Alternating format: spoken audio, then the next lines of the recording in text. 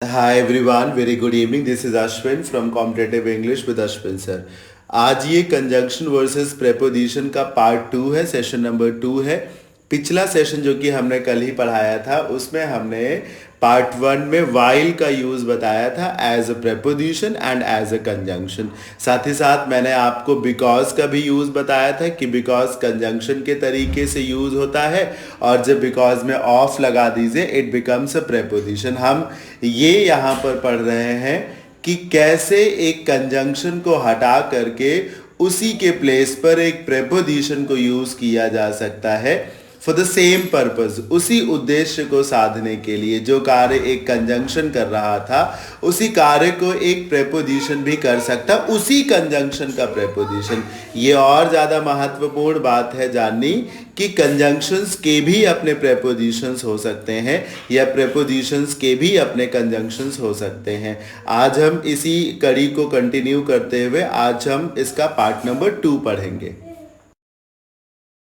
सामने स्क्रीन पे आपको कुछ दिख रहा है, देखिए। Despite oblique in spite of, इनका मीनिंग क्या है? के बावजूद। डिस्पाइट का भी मीनिंग है के बावजूद और इन स्पाइट ऑफ का भी मीनिंग है के बावजूद।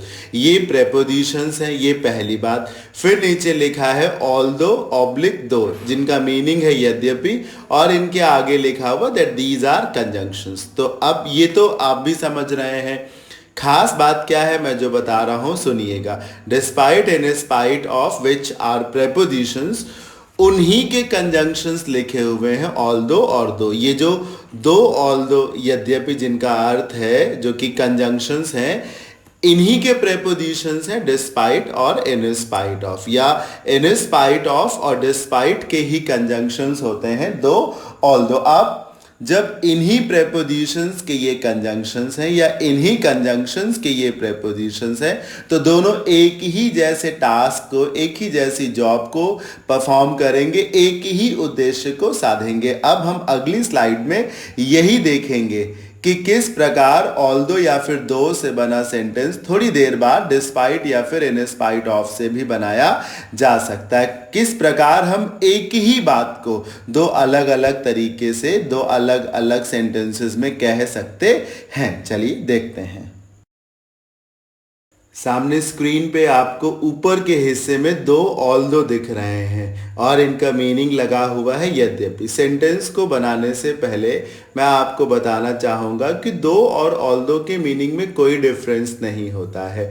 जहाँ पर आप दो का यूज़ कर रहे हो, आप चाहें तो उसी सेंटेंस में ऑल्दो का यूज कर सकते हैं, यानी कि ऑल्दो का बना सेंटेंस दो को और दो का बना सेंटेंस ऑल्दो को यूज कर सकता है। दोनों का मीनिंग होता है यद्यपि, और ये दोनों ही कंजंक्शंस हैं। नीचे इन्हीं के प्रेपोजिशंस लिखे हुए हैं, लेकिन अभी हम उन पे ध्यान नहीं देंगे। अभी हम दो ऑल्दो यद्यपि इनके एग्जाम्पल्स को देखेंगे। पहले एग्जाम्पल को देखिए। Although they are poor these villagers remain cheerful. Although they are poor, यद्यपि ये गरीब हैं, यद्यपि वे गरीब हैं, दीज विलेजर्स रिमेन चीयरफुल, फिर भी ये जो विलेजर्स हैं, ये जो गांव वाले हैं, ये खुश रहते हैं। यद्यपि ये गरीब हैं फिर भी ये खुश रहते हैं। ये पहला एग्जाम्पल था जिसमें हमने ऑल्दो का यूज किया है। आप चाहें तो जहां ऑल्दो लिखा है वहीं पर आप दो लगा सकते हैं। प्लीज ऑल्दो और दो को लेके कोई भ्रम ना पालिए, किसी प्रकार की लड़ाई का शिकार ना होइए। जहां ऑल्दो लगा हुआ है वहां पे आप चाहें तो तुरंत दो कर सकते हैं, ठीक है। अच्छा, फिर से इस एग्जाम्पल को देखिए। Although they are poor these villages remain cheerful, यद्यपि ये सभी लोग गरीब हैं फिर भी ये गांव वाले जो हैं खुश दिखाई पड़ते हैं। अब उठाइए इसी सेंटेंस को और सीधे पहुंचिए डिस्पाइट इन स्पाइट ऑफ के पास। क्या लिखा हुआ? Despite in spite of, meaning लिखा है के बावजूद, प्रेपोजिशंस है। सेम सेंटेंस को डिस्पाइट के माध्यम से बनाया गया। कैसे? पार्ट बी जो है, जो दूसरा हिस्सा है, वो वैसे ही है। These villagers remain cheerful, although में भी था। दीज विलेजर्स रिमेन चीयरफुल यहां भी है। ध्यान से स्क्रीन को देखते रहिए। अच्छा, ऑल्दो दे आर पुअर की जगह हमने तरीका कुछ बदला। क्या किया? ऑल्दो की जगह डिस्पाइट लगा दिया और फिर दे जो सब्जेक्ट था उसको हटा दिया। अब पिछले सेशन में जो पार्ट 1 है उसमें हम इस चीज को बता चुके हैं आपको कि कंजंक्शन जिस कार्य को एक कंजंक्शन जिस कार्य को एक सेंटेंस के तरीके से करता है, उसी कार्य को प्रेपोजिशन बिना सेंटेंस के परफॉर्म करता है। मतलब they are poor, it is a sentence. अब इसी बात को अगर आप कुछ ऐसे लिखें कि सेंटेंस ना बचे तो वो प्रेपोजिशन हो जाएगा। वही हम कर रहे हैं। ऑल्दो की जगह डिस्पाइट लगाया गया, दे को हटा दिया, फिर जो आर वर्ब थी उस वर्ब की पेरेंट फॉर्म बी है। क्या आपको नहीं मालूम? ये नहीं मालूम हो तो सुनिए, जो पेरेंट फॉर्म है वो बी है। बी से ही इज एम आर बनता है, बी से ही वॉज वर बनता है, बी से ही बीन बनता है और बीइंग भी बनता है। तो आर की जगह बी की आईएनजी फॉर्म लगा दी गई। आईएनजी फॉर्म कैसे? सुनिएगा। देखिए, डिस्पाइट एक प्रेपोजिशन है। प्रेपोजिशन के दो रूल हैं मोटे मोटे। पहला कि प्रेपोजिशन के बाद अगर वर्ब आए तो आप उस वर्ब को उसकी आईएनजी फॉर्म में रखें, और दूसरा, अगर प्रेपोजिशन के बाद सब्जेक्ट ऑब्जेक्ट में से कुछ आना हो तो ऑब्जेक्ट को रखें, सब्जेक्ट को नहीं। तो यहां पर हम वर्ब को रख रहे हैं तो वर्ब की आईएनजी फॉर्म को रखेंगे, because rule number 1 of the preposition says कि प्रेपोजिशन के बाद आने वाली verb should be in its ING form. तो हमने बीइंग कर दिया और पुअर लिखा। जिन लोगों को ये बात ऐसे नहीं समझ में आई वो हिंदी से समझ सकते हैं। देखिए, दो ऑल्दो की हिंदी है यद्यपि। बोल के देखिए, यद्यपि वे गरीब हैं, यद्यपि वे यानी कि दे, गरीब है यानी कि आर पुअर। अब के बावजूद से बोल के देखिए, जब आप के बावजूद से बोलेंगे तो क्या बोलेंगे? गरीब होने के बावजूद, गरीब होने के बावजूद। तो के बावजूद के लिए डिस्पाइट लगा दिया आपने, गरीब के लिए पुअर लगा दिया, गरीब होने, अब होने के लिए भी तो कुछ लगाए, और होना जो कि वर्ब है उसकी अंग्रेजी होती है सर बी। होना जो कि वर्ब है उसकी इंग्लिश होती है बी। अब बी की आईएनजी फॉर्म हो जाएगी बीइंग। तो despite being poor these villages remain cheerful. ये बन गया sentence from conjunction to preposition. अब आप समझिए, इसीलिए मैं कह रहा था कि दो ऑल्दो जो कि कंजंक्शंस हैं उन्हीं के प्रेपोजिशंस होते हैं डिस्पाइट और इन स्पाइट ऑफ। क्यों? क्योंकि पर्पस तो वही है, उसी कार्य को तो despite in spite of perform कर रहा है जो दो ऑल्दो कर रहे थे। यदि उनका उद्देश्य बदल जाए, उनकी जॉब बदल जाए, उनका पर्पस बदल जाए, मीनिंग बदल जाए सेंटेंस का, तो फिर मैं ये बात नहीं कहूंगा कि दो ऑल्दो के ही प्रेपोजिशंस हैं डिस्पाइट या इन स्पाइट ऑफ, या फिर डिस्पाइट इन स्पाइट ऑफ के ही कंजंक्शन से दो ऑल्दो। मुझे उम्मीद है आपको समझ में आ रहा होगा। किसी भी चीज को बहुत लंबा खींचना हेल्पफुल नहीं होता, इसीलिए आप और एग्जैजरेट मुझसे ना करवाइए और इसी से काम चलाइए, समझ जाइए, और बेहद सरल है ये। अच्छा, एग्जाम्पल नंबर 2 भी देखिए। दो दे प्लेड वेल, ऑल्दो और दो का एग्जाम्पल नंबर 2 देखिए। Although they played well the players failed to win the match. यद्यपि, दो की मीनिंग क्या है? यद्यपि। दे प्लेड वेल, उन्होंने बहुत अच्छा खेला। The players failed to win the match, लेकिन जो प्लेयर्स थे वो मैच नहीं जीत सके। अब इसी बात को हम डिस्पाइट और इन स्पाइट ऑफ के माध्यम से कहेंगे। पार्ट बी यहां पर भी सेम रहेगा, the players fail to win the match. यहां भी लिखा हुआ डिस्पाइट वाले पार्ट में भी the players fail to win the match. दो वाले पार्ट को चेंज कर दिया गया है, दो की जगह डिस्पाइट लगा दिया गया, और फिर से वही काम, दे नाम के सब्जेक्ट को हटा दिया गया, और जो प्लेड वर्ब थी पास्ट इंडेफिनिट में अपनी सेकेंड फॉर्म में, अब चूंकि प्रेपोजिशन आ गया है पहले ना, उसके डिस्पाइट प्रेपोजिशन है, तो फिर से वही रूल की वर्ब की आईएनजी फॉर्म आनी चाहिए प्रेपोजिशन के बाद। तो प्लेड को बदल करके प्लेइंग कर दिया गया। Despite playing well the players fail to win the match. अच्छा खेलने के बावजूद भी प्लेयर्स जो है मैच नहीं जीत सके। ठीक है ना? अच्छा, एक बात और सुनिए, फिर से हिंदी का सहारा ले लीजिए। ऊपर भी, यद्यपि वाले एग्जाम्पल में भी, डिस्पाइट और इन स्पाइट ऑफ वाले एग्जाम्पल में भी। कैसे? यद्यपि वे अच्छा खेले, यद्यपि के लिए दो आ गया, वे के लिए दे आ गया, अच्छा खेले ये पास्ट इंडेफिनिट है, प्लेड वेल लगा दिया आपने। और जब आप के बावजूद से बोल रहे हैं तो बोल के देखिए ना, अच्छा खेलने के बावजूद, अब के बावजूद के लिए डिस्पाइट लगा दिया, अच्छा खेलने के बावजूद, के बावजूद के लिए आपने डिस्पाइट लगा दिया, अच्छा के लिए वेल लगा दिया, और खेलना क्रिया हो गई। प्ले, और प्ले की आईएनजी फॉर्म क्या होती है? प्लेइंग हो सकती है। देखिए इसे एक और तरीके से भी समझाया जा सकता है कि जब वर्ब की आईएनजी फॉर्म, जब वर्ब ना नी ने बोलने लगे, अच्छा खेलने के बावजूद, खेलने के बावजूद, तो वो वर्ब बन जाती है जीरंड, और जीरंड हमेशा आईएनजी फॉर्म में आता है। पर मैं नहीं चाहता कि मैं प्रेपोजिशन कंजंक्शन में जीरंड भी साथ में लेकर आऊं, इसलिए मैं इतना ही बता रहा हूं, क्योंकि कुछ स्टूडेंट्स तुरंत ये भी जानना चाहते हैं कि क्या हम इसे जीरंड नहीं कह सकते, प्लेइंग को और बीइंग को, जो कि डिस्पाइट के बाद है। बिल्कुल कह सकते हैं, लेकिन फिलहाल हम इसे क्या कहेंगे कि डिस्पाइट और इन स्पाइट ऑफ प्रेपोजिशंस है, और प्रेपोजिशंस के बाद आने वाली वर्ब जो है अपनी आईएनजी फॉर्म में ही आती है। चलिए, ये इतना मैंने आपको यहां पढ़ाया। इसके बाद मैं आपको एक बेहद जरूरी बात बताऊंगा अगली स्लाइड में। ये स्लाइड बहुत ज़्यादा इंपॉर्टेंट होने वाली है आप सभी के लिए। क्यों? क्योंकि इस स्लाइड में हम आपको ये बताएंगे कि कहाँ पर कंजंक्शन के प्लेस पे जब उसी का प्रेपोजिशन आता है तो सिचुएशन आउट ऑफ कंट्रोल भी हो जाती है, मतलब गलत भी हो सकती है। फिर से सुनिए, यहाँ हम आपको ये बताएंगे कि कहाँ पर कंजंक्शन की जगह अगर हम उसी के प्रेपोजिशन को ले आए, कंजंक्शन की जगह प्रेपोजिशन नहीं, कंजंक्शन की जगह कंजंक्शन का ही प्रेपोजिशन ले आए, तो भी सेंटेंस जो है वो गलत हो सकता है। मतलब हम ये पढ़ेंगे कि कब ऐसा हो सकता है कि दो ऑल्दो से बनाया गया सेंटेंस अगर आप डिस्पाइट या फिर इन स्पाइट ऑफ से बनाने का प्रयास करें तो आप धोखा भी खा सकते हैं। कहां पर एक लिमिट है कि आप यहां डिस्पाइट या इन स्पाइट ऑफ को ट्राई नहीं कर सकते, ये सिर्फ दो ऑल्दो से ही बनेगा। देखिएगा, ध्यान से समझिएगा।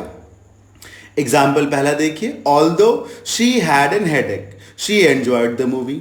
यद्यपि उसको हेडेक था, शी एंजॉयड द मूवी, उसने मूवी का लुत्फ उठाया। यद्यपि उसको हेडेक था, फिर भी उसने मूवी का लुत्फ उठाया। मैंने सेंटेंस के दोनों पार्ट में जो सब्जेक्ट शी है उसको बोल्ड किया है, आपको दिख रहा होगा। शी हैड एन हेडेक, वहां भी देखिए शी लिखा है, और शी एंजॉयड द मूवी, इस शी को भी मैंने बोल्ड किया है। मैं ये दिखाना चाहता हूं कि जब ऑल्दो या दो का सेंटेंस ऐसा हो कि जिसकी दोनों क्लॉजेस का सब्जेक्ट सेम हो, ध्यान से सुनिए, जब ऑल्दो या दो का सेंटेंस ऐसा हो जिसकी दोनों क्लॉजेस का, जिसके दोनों हिस्सों में जो सब्जेक्ट है वो सेम है, जैसे शी इधर भी है, शी दूसरी तरफ भी है, तब तो वो सेंटेंस डिस्पाइट या फिर इन स्पाइट ऑफ से बन सकता है। लेकिन अगर मिसमैच हो जाए तो फिर प्रॉब्लम्स भी हो सकती हैं। देखिए, यहां पर भी शी है, ऑल्दो के बगल में शी है, और सेंटेंस के दूसरे पार्ट में भी शी है, तो हमने इसे सीधे डिस्पाइट से कन्वर्ट कर दिया। पिछली स्लाइड में जो रूल बताया था उसी से। कैसे? ऑल्दो की जगह डिस्पाइट लगाया, शी को हमने हटा दिया, और हैड जो कि वर्ब है, अभी अभी मैंने आपको बताया कि प्रेपोजिशन के बाद आने वाली वर्ब अपनी आईएनजी फॉर्म में आती है, तो हैड का आईएनजी फॉर्म हैविंग हो जाएगा, वो लिख दिया। Despite having a headache she enjoyed the movie.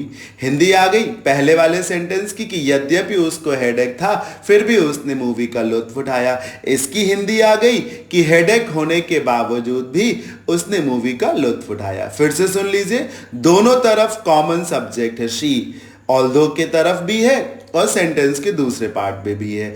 ऐसी सिचुएशन में ऑल्दो और दो का सेंटेंस या कंजंक्शन का सेंटेंस उसी के प्रेपोजिशन से बनाया जा सकता है। अब एग्जांपल नंबर 2 देखिए, although I was strange to them. Although के बाद जो क्लॉज हमने लिखी है उसका सब्जेक्ट क्या है? आई है। कॉमा के बाद क्या लिखा? The locals. अब यहां the locals welcomed me whole heartedly. ये जो क्लॉज है the locals welcomed me whole heartedly, इसका सब्जेक्ट द लोकल्स है, तो ये मिसमैच हो गया।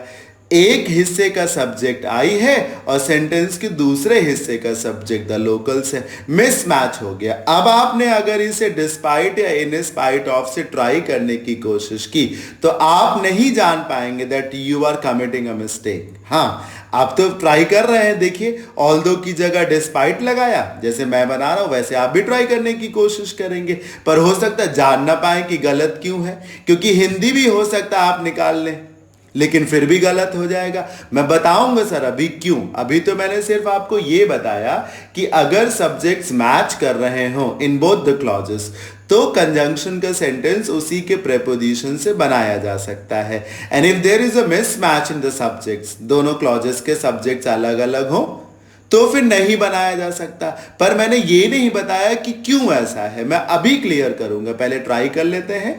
बनाइए, ऑल्दो के बाद आई था, अब ऑल्दो की जगह डिस्पाइट लगाया, आई को हटा दिया, वॉज। अभी मैंने पिछली स्लाइड में बताया कि is am are was were इन सब की पेरेंट फॉर्म होती है बी और बी की आईएनजी फॉर्म बीइंग हो जाएगी, तो वॉज की जगह बीइंग लगा दिया, स्ट्रेंज टू देम, और आगे का सेंटेंस हूबहू हमने कॉपी कर दिया। फिर भी ये गलत है, तो क्यों गलत है ध्यान से सुनिए। सर आप कभी भी मैं जो बताऊंगा वो बहुत ही ज्यादा अटेंटिवली सुनने की जरूरत है। सुनिए, कभी भी आप किसी सेंटेंस में वर्ब को ऐसे नहीं छोड़ सकते बिना उसके सब्जेक्ट के या बिना उसके हैंडलर के लिए। यह बहुत जरूरी है कि जब आपके सेंटेंस में कोई वर्ब हो तो उसके पास उसका हैंडलर भी हो, और वर्ब का हैंडलर या तो उसका सब्जेक्ट हो सकता है या फिर ऑब्जेक्ट हो सकता है। ध्यान से सुनिए, हमेशा वर्ब का हैंडलर जो सोर्स ऑफ एनर्जी है वर्ब के लिए, जिसे आप सरल शब्दों में वर्ब का मालिक कह सकते हैं, जिसके इशारे पे वर्ब नाच रही है, जैसे आप कहें आई एम एन इंजीनियर। अब इस सेंटेंस में जो एम वर्ब है ये किसके इशारे पे नाच रही है? आई के इशारे पे नाच रही है ना, आई की वजह से ही तो एम वर्ब आई है। तो यानी कि इस एम वर्ब का हैंडलर, उसका मालिक कौन है? आई है, यही उसका सब्जेक्ट हो गया। अब जैसे कि आप एक सेंटेंस को पैसिव में लेकर जाए, फॉर एग्जाम्पल मैं एक सेंटेंस बोलता हूं I have written a letter. इस सेंटेंस में जो हैव ऑक्सिलरी वर्ब है वो किसके हिसाब से आई है? आई के हिसाब से, जो कि सब्जेक्ट है। अब आप अगर इसको पैसिव में लेकर जाए, I have written a letter को अगर पैसिव में लेकर जाए तो a letter has been written by me होगा। मैं फिर से बोल रहा हूं, a letter has been written by me होगा। अभी तक सर हैव लगा था, अब हैज क्यों आ गया? अगर वर्ब अभी भी सब्जेक्ट की ही है तो हैव के प्लेस पे हैज क्यों आ गया? जानते हैं आप, क्योंकि जब आप सेंटेंस को पैसिव में ले जाएंगे तो पैसिव सेंटेंस ऑब्जेक्ट से शुरू होगा। अब जो ऑब्जेक्ट है आ लेटर वो सिंगुलर है, सिंगुलर है तो हैव की जगह हैज लगेगा। यानी कि ये साफ हो जाता है कि वर्ब के लिए जो सोर्स ऑफ एनर्जी है, जो उसका हैंडलर है, जो उसका मालिक है, वो हमेशा सब्जेक्ट नहीं होता। ये कहना गलत है कि क्रिया हमेशा कर्ता के अनुसार होती है, नहीं। एक्टिव वॉइस में वर्ब सब्जेक्ट के अकॉर्डिंग और पैसिव वॉइस में वर्ब ऑब्जेक्ट के अकॉर्डिंग होती है। कुल मिला के वर्ब के पास उसका हैंडलर जरूर होना चाहिए। वर्ब सब्जेक्ट या ऑब्जेक्ट किसी एक की जरूर सुनेगी, या तो वर्ब कभी सब्जेक्ट के इशारे पर नाचेगी या फिर ऑब्जेक्ट के इशारे पर नाचेगी। जब फिर से आते हैं यहीं पर, जब आप कंजंक्शन की जगह प्रेपोजिशन लगाते हैं तो आप सेंटेंस को मार देते हैं। शी हैड एन हेडेक या I was strange to them, जो भी सेंटेंस आप ले लें, आप सेंटेंस को किल कर रहे हैं, आप सब्जेक्ट को किल कर दे रहे हैं। तो ऐसे में वर्ब के सामने एक बहुत बड़ा सवाल है कि अब वर्ब को हैंडल कौन करेगा। पहले ही एग्जांपल को देखिए, although she had a headache, इसमें हैड के पहले जब शी था उसको आपने किल कर दिया, तो हैड के लिए बहुत बड़ा चैलेंज हो गया कि अब हैड किसके इशारे पर नाचेगी? हैड का सोर्स ऑफ एनर्जी कौन होगा? कौन हैड को हैंडल करेगा? तो फिर जवाब आया कि दूसरी तरफ शी है, तो वही शी जो इधर था। तो कोई बात नहीं हुई, तो फिर हैड को आपने हैविंग कर दिया, और ये जो हैविंग है ये शी एंजॉयड द मूवी वाला शी है, उसी से अपने आप को रिलेट कर लेगी ये वर्ब। लेकिन जब आप दूसरे एग्जाम्पल में although I was strange to them का जब आई किल कर देंगे तो ये जो वॉज वर्ब है ये तो आई की है ना, और जब आई हट जाएगा, दूसरी तरफ आई लिखा नहीं है, दूसरी तरफ लिखा है द लोकल्स, तो जब वॉज को बदल के आप बीइंग करेंगे तो बीइंग तो आई से ही बात कर रहा है ना। कैसे? Despite being strange to them, Hindi निकालिए, उनके लिए अजनबी होने के बावजूद। अब आप बताइए सर अजनबी कौन था, वो लोग या फिर मैं? अपने आप से सवाल करिए। उनके लिए अजनबी होने के बावजूद भी उन लोगों ने मेरा तहे दिल से स्वागत किया। अब बताइए सर अजनबी कौन था, वो लोग थे या अजनबी मैं था? बिल्कुल जवाब आपको मालूम है, अजनबी मैं हूं। तो ये जो बीइंग वर्ब है ये तो मेरी है, और उधर उसको हैंडल करने के लिए द लोकल्स आ गया है, तो ये कहां से जायज है? ये गलत हो गया ना। This is what I mean to mention. यही मैं बार बार आपको बताना चाहता हूं कि जब मिसमैच हो रहा है सब्जेक्ट में, तो एक तरफ का आप सब्जेक्ट हटा दे रहे हैं, उसकी वर्ब को विदाउट सब्जेक्ट करे दे रहे हैं, और दूसरी तरफ जो सब्जेक्ट है वो उस वर्ब का है नहीं, तो बात कैसे बनेगी? बीइंग का द लोकल से कोई रिलेशन नहीं है, इसीलिए ये सेंटेंस गलत हो गया। जो पिछला सेंटेंस था उसमें हैविंग का शी से रिलेशन था, इसलिए सही हो गया। अब इस गलत सिचुएशन से बाहर आने के कई बार दो रास्ते हैं, यहां पर दो रास्ते हैं, और कई बार सिर्फ एक रास्ता हो सकता है। कई बार दो रास्ते हैं और कई बार एक रास्ता हो सकता है। अगर एक रास्ता है तो वो है ऑल्दो वाला, क्योंकि जब ऑल्दो या दो यूज करेंगे तो वो तो कंजंक्शन है, दोनों तरफ क्लॉजेस रखेगा, दोनों तरफ सेंटेंस का सब्जेक्ट रखेगा, तो भले ही अलग अलग सब्जेक्ट्स हो, क्या फर्क पड़ता है? जब क्रियाओं के अलग अलग सब्जेक्ट्स हैं पर वो दिए हुए हैं तो क्या फर्क पड़ता है? वॉज के पास आई है, वेलकम्ड के पास लोकल सब्जेक्ट है, कोई समस्या नहीं है। तो एक तरीका ये है, जब ये मिसमैच हो जाए, प्रेपोजिशन फेल होने लगे, तो पहला तरीका यह है कि आप फिर से कंजंक्शन पे लौट जाइए, वर्ब को उसका सब्जेक्ट कंजंक्शन देने में सक्षम है। दूसरा तरीका यह है जो कि यहां अप्लाई हो रहा है, ये हर जगह अप्लाई नहीं होगा। लास्ट एग्जाम्पल को अब आप देखिए, ये यहां पे अप्लाई हो रहा है, मैं फिर से बता दूं हर सेंटेंस में अप्लाई नहीं होगा। तो कैसे? एग्जाम्पल नंबर ये जो गलत सेंटेंस है, despite being strange to them the locals welcome me whole heartedly, इसी को देखिए। जब यहां बीइंग मैंने बोल्ड किया है और उधर द लोकल्स है, तो बीइंग द लोकल्स को देखेगा नहीं, या बीइंग से द लोकल्स रिलेट नहीं करेगा। तो अगर कोई तरीका हो, भाई बीइंग किसकी वर्ब है? आई की वर्ब है, तो अगर कोई तरीका हो कि जहां द लोकल्स लिखा है वहां पर फिर से आई आ जाए, तो बीइंग को उसका सब्जेक्ट मिल जाएगा। और वही हमने लास्ट एग्जांपल में किया है। क्या किया है? The locals welcomed me whole heartedly, second last example पढ़ रहा हूं, the locals welcomed me whole heartedly.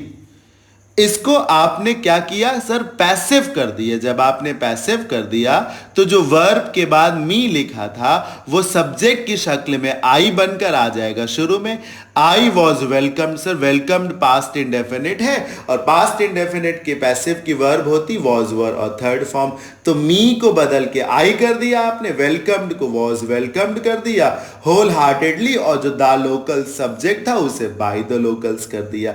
मतलब आपने आई को रख दिया, बस अब रिलेट कर ले जाएगा। बीइंग यही तो चाह रहा था कि दूसरी तरफ जो बीइंग का जो सब्जेक्ट आई है वो उसे मिल जाए। सेकेंड लास्ट एग्जाम्पल में नहीं मिला, बीइंग को उस तरफ द लोकल्स मिल गया, मिसमैच हो गया, बात नहीं बनी, चीजें स्पॉइल हो गई, गलत हो गई। हमने क्या किया? देखा कि हम अगर सेंटेंस को पैसिव में लेके जाएं, द लोकल्स वेलकम्ड मी को, तो जो मी है वो आई बन के फिर से शुरू में आ जाएगा और बीइंग उसी से रिलेट कर लेगा, तो काम चल जाएगा। तो ये तरीका है। प्रेपोजिशंस के लिमिट्स भी मैंने आपको बताई, प्रेपोजिशंस और कंजंक्शंस का रिलेशन भी मैंने आपको समझा दिया। क्या सीखा आपने? कि कंजंक्शन एक फुल प्रूफ मेथड है, कभी भी गलत नहीं हो सकता। हाँ, प्रेपोजिशन कभी कभी उसे सब्स्टिट्यूट कर सकता है और कभी कभी वो रिसीविंग एंड पे भी जा सकता है, कभी कभी वो गलत भी हो सकता है। प्रेपोजिशन जब आए कंजंक्शन की जगह तो सबसे पहला टेस्ट यही करना है कि सेंटेंस के दोनों हिस्सों में कॉमन सब्जेक्ट है या नहीं। यदि ऐसा है सब कुछ सरल है, यदि ऐसा नहीं है तो प्रयास करें कि आप कंजंक्शन की जगह प्रेपोजिशन ना लगाएं, या फिर अगर लग रहा है तो जैसे मैंने आपको बोला ना, वॉइस चेंज करके देखिए, तब बात बन सकती है। चलिए आगे बढ़ते हैं। अगली स्लाइड में मैंने जो अभी तक पढ़ाया है इसी पे बेस्ड कुछ क्वेश्चंस रखे हैं ताकि आपको और अच्छे से सब कुछ क्लियर हो जाए। सामने स्क्रीन पे आपको दो क्वेश्चन दिख रहे हैं, अगली स्लाइड में दो और क्वेश्चन है। मैं क्लियर कर दूं कि जरूरी नहीं है कि दोनों में से कोई एक ही ऑप्शन गलत हो या एक ही सही हो, दोनों भी सही हो सकते हैं। मेरी बात आप समझ रहे हैं? हो सकता है कि दोनों में से कोई एक ऑप्शन ठीक हो सकता है दोनों भी सही हो। क्वेश्चन नंबर 1 देखिए, स्पेस दिया गया, his rude behaviour the lady did not forgive him. उसके खराब बर्ताव की बात हो रही, हिज रूड बिहेवियर। ध्यान से देखिए सर, आप बहुत तेजी से समझ सकते हैं। रूड बिहेवियर के पहले हिज लगा हुआ, यानी कि जो गलत बर्ताव है वो किसी लड़के का है। The lady did not forgive him, माफ किसने नहीं किया है? माफ किसने नहीं किया? महिला ने नहीं किया। मिसमैच हो गया सर, इसीलिए अब आप ऑप्शन नंबर ए और बी में बी को चूज करिए, ए को ना चूज करिए, क्योंकि ए में इन स्पाइट ऑफ के साथ जो making amends for, make amends for एक फ्रेज है जिसका मतलब होता है माफी मांगना। तो in spite of making amends for his rude behaviour, अपने गलत बर्ताव के लिए माफी मांगने के बावजूद भी उस औरत ने उस लड़के को माफ नहीं किया। फॉरगिव मतलब माफ करना। अब आप बताइए सर, माफी किसने मांगी है? लड़के ने मांगी है। माफ किसने किया या नहीं किया? औरत ने नहीं किया। मिसमैच है ना सर, माफी मांगने वाला कोई और है, माफी देने वाला कोई और है। मेक जो वर्ब है वो लड़के की है, फॉरगिव जो वर्ब है वो द लेडी की है। तो मिसमैच हो गया ना।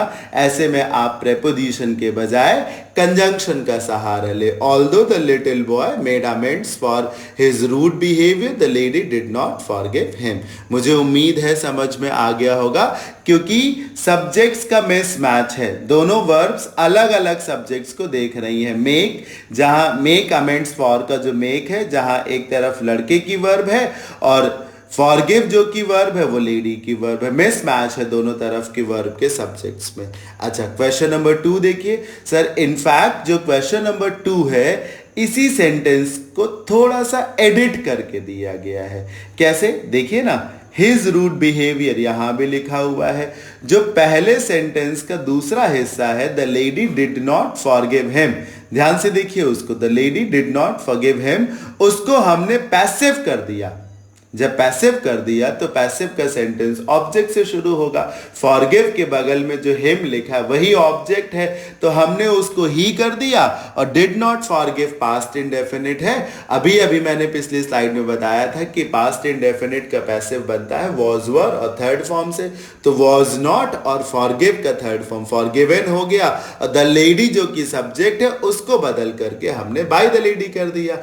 कुल मिलाकर के सेंटेंस का वॉइस एक्टिव से बदल के पैसिव कर दिया। अब इससे क्या होगा कि अभी तक सेंटेंस के दूसरे हिस्से की शुरुआत द लेडी से हो रही थी, अब ही से हो रही, मैचिंग हो गई। क्योंकि इन स्पाइट ऑफ, अब हम क्वेश्चन नंबर 2 के ऑप्शंस को पढ़ रहे हैं, सेम ऑप्शंस ही है, पढ़ लेते हैं। In spite of making amends for his rude behaviour, इसमें जो मेक वर्ब है ये ही की ही तो वर्ब है, उस छोटे से बच्चे की ही तो वर्ब है, तो फिर उधर भी ही लिखा हुआ है, मैच कर जाएगा। और बी वाला भी सही है। देखिए कंजंक्शन तो हमेशा ही ठीक है, conjunction is always right. Problems तो प्रेपोजिशन के पार्ट में है ना। मैचिंग नहीं हुई, प्रेपोजिशन फेल हो गया, मैचिंग हो गई, प्रेपोजिशन पास हो गया। कंजंक्शन को मैच होने ना होने से कोई फर्क ही नहीं पड़ता।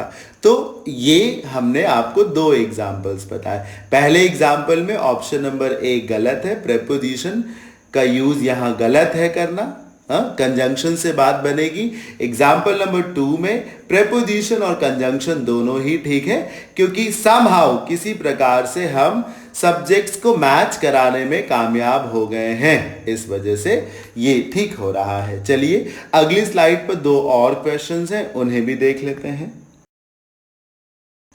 हो सकता है आप में से बहुत से लोगों के दिमाग में लंबे समय से एक डाउट बार बार आ रहा हो कि सर ऑल्दो और दो के साथ यट का भी तो यूज किया जाता है। तो मैं क्लियर कर दूं, रूल ये है कि ऑल्दो और दो के साथ आप चाहें तो यट का यूज कर सकते हैं, पर रूल ये नहीं है कि ऑल्दो और दो के साथ यट का यूज जरूर होना चाहिए।